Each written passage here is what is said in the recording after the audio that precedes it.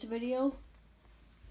Yeah, last night while I was scrolling for YouTube and I found out the guy I was talking about, Luigi Mangione, his former classmate, spoke out about this situation, which is quite interesting. So yeah, I want to play a clip from the video right now just to see what happens. Okay, and say your classmate's name. Luigi Mangione. How do you know him? What school did you guys go to? How long did you know him for? So I knew him. I came into the school in 8th grade. Okay, so this seems quite interesting lately. I don't know. Let's just I'm thinking because he said he knew him since the 8th grade, which is interesting. Okay, let's just go back to the video. I knew him 8th grade throughout high school. But I obviously knew him. We were a small class, small school, only about 400 kids in the high school, maybe like 85 to 100 in my class. So everybody knew everyone, really. So I guess, he's talking about like how he met him, which was like through his high school that didn't have very many kids. So it was like, interesting. Okay, pretty cool, but not what would happen in this year. So what were your interactions like? How well did you know him? How many times would you speak to him? What do you remember? I would say I spoke to him pretty frequently. He was like a leader in our class, so I'm not quite sure the exact clubs because it's a while back, but he was like a leader of clubs. He was in many clubs. He was also like a soccer player as well. He played baseball, I believe, in middle school, but I think he stopped after that. But everyone just knew him as like a quiet, reserved, nice kid, and he was obviously really intelligent, and everybody can tell that by his resume, of course. Yeah. Oh, interesting. So I guess he used to be a completely different person from when he is, or the one we think he is now. So I wonder why this happened. I don't know. Let's keep watching. So he's a valedictorian and Yeah. then had a speech at your... Yeah, so he spoke at our graduation.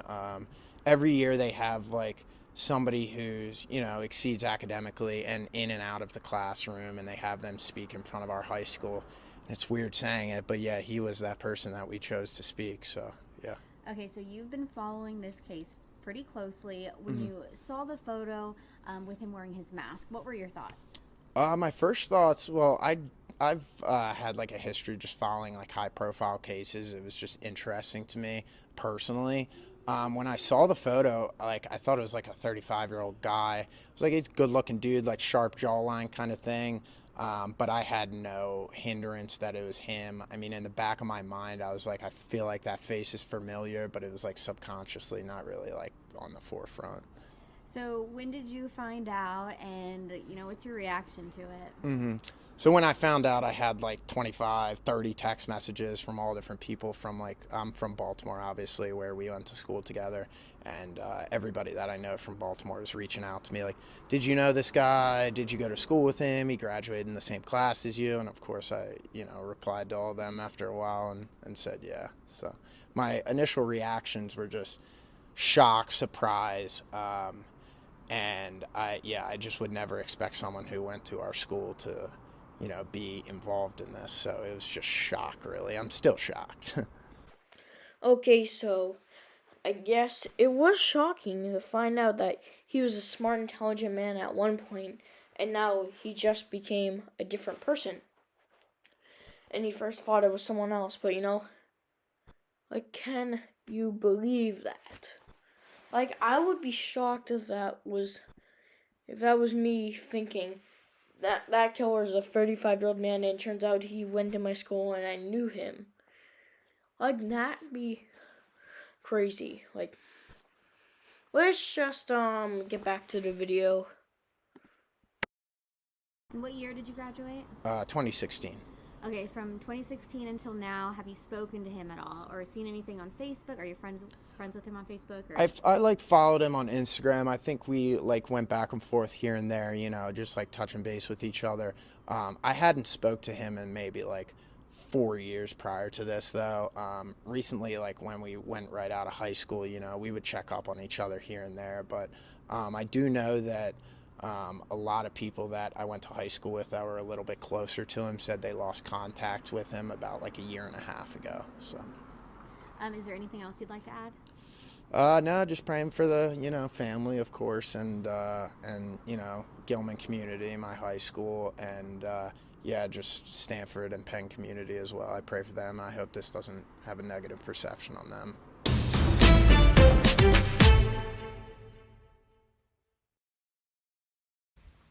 Like, you can see by this video, this, like, classmate was shocked. And I knew, like, this former classmate would be shocked even before I watched the video based on, like, the title, thumbnail. Because, yeah, that is quite crazy to think about. I feel bad for that guy. I genuinely feel bad for that guy, I'm praying for the family, too, that they're okay now. I'm hoping they're okay. Like, it's just some crazy stuff going on now. 2024 was not a good year to the start, not a good year to the middle, not a good year to the end. This was a horrible year, so I cannot wait for 2025. I'm praying for that it will be better. Yes! So I hope you enjoyed the video. Please smash that subscribe button, and I'll see you next time, okay? Bye.